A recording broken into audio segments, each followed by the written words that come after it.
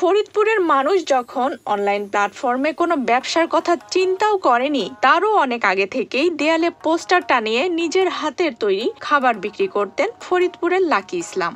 এরপর অনলাইনের মাধ্যমে খাবার বিক্রি করে মাসে আয় করছেন অর্ধ লক্ষ টাকা। শুধু অনলাইনেই নয়, লাকি ইসলাম অংশ নেন জেলার বিভিন্ন ফুড ফেস্টিভ্যাল ও মেলাতেও।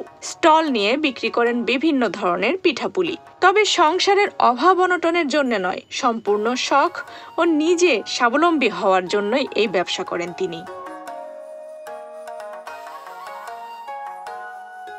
লাকির হাতের প্রতিটি রান্না যেন সকলের কাছে বেশ জনপ্রিয়। জেলার সাধারণ মানুষ থেকে শুরু করে ডিসিরা পর্যন্ত তার খাবারের প্রশংসা করেন। এছাড়াও 3 জন এমপিও লাকির হাতের খাবার খেয়েছেন বলেও জানান তিনি। মেডিকেল কলেজের ডাক্তাররা, ডায়াবেটিসের ডাক্তাররা, ডিসি স্যার, আগের ডিসি স্যার ও প্রাক্তন ডিসি স্যার অনেক খেয়েছেন।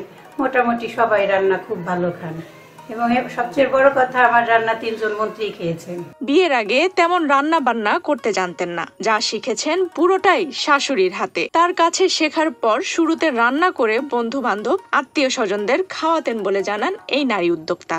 তো মূলত আমি আগে কোনো রান্না জানতাম না। বিয়ের আগে আমি তেমন কোনো রান্না পারতাম না। আসলে বিয়ের পরে আমার শাশুড়ির হাত ধরেই আমার রান্নাটা শেখা। শাশুড়ি যতটুকু শিখাইছে ওনার কাছ থেকেই শিখছি। আমার শাশুড়িও খুব ভালো রান্না করতেন, আমার মাও খুব ভালো রান্না করতেন। দুজনের রান্না খুব ভালো।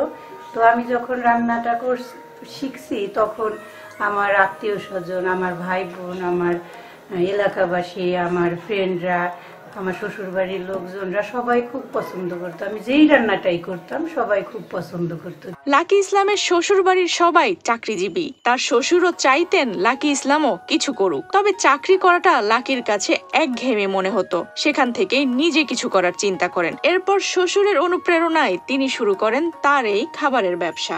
শ্বশুরবাড়ির সবাই চাকরিজীবী।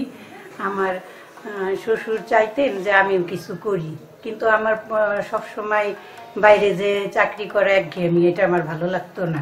তখন আমি মনে মনে চিন্তা করতাম কিছু করবো। আসলে তখন অনলাইন প্ল্যাটফর্ম ছিল না ফরিদপুরে। তখন আমি আমার মেয়ের টিচারদের বিভিন্ন রান্না দিতাম, নাস্তা। ওনারা বলতো কি এত সুস্বাদু খাবার, চমৎকার হয়েছে, কে রান্না করছে। তখন আমি বলতাম যে এটা আমার করা।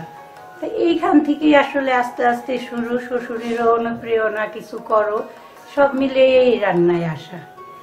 তখন আমি পোস্টার টানিয়ে রান্নাটা শুরু করি।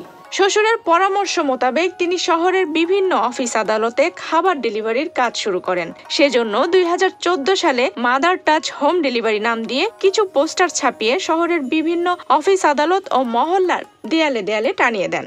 আর সেই পোস্টার টানানোর মাত্র 5 দিন পরই লাকি ইসলাম বড় ধরনের খাবারের অর্ডার পান।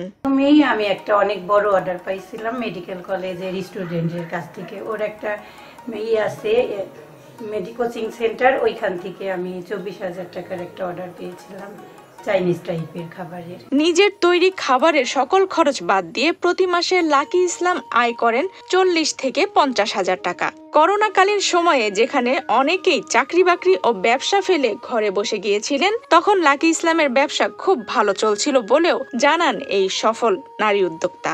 আল্লাহর রহমতে করোনার সময় আমার প্রচুর সেল হয়েছে। এত সেল হয়েছে করোনার সময়, বিশেষ করে স্যুপ জাতীয়, rice soup, normal soup, chicken soup, এটা আমার প্রচুর সেল হয়েছে করোনার সময়।